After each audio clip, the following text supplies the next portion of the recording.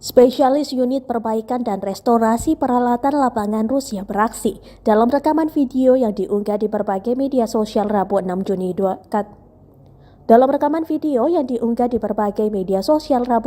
Juni 2022, nampak para pekerja spesialis unit memberi perawatan pada kendaraan lapis baja. Perbaikan rutin itu dilakukan selama 24 jam sehari, 7 hari seminggu dalam 3 shift.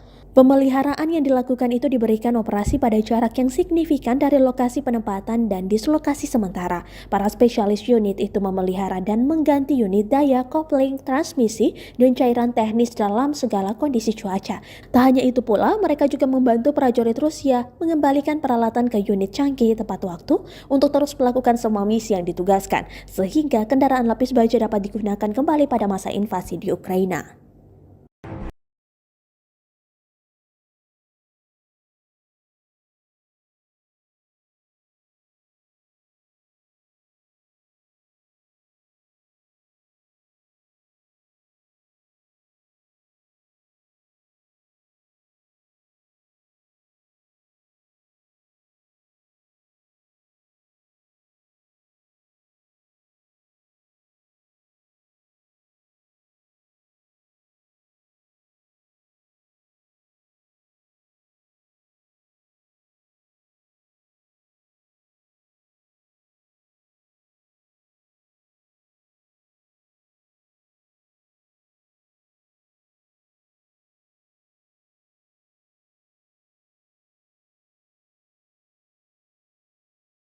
Terima kasih sudah nonton.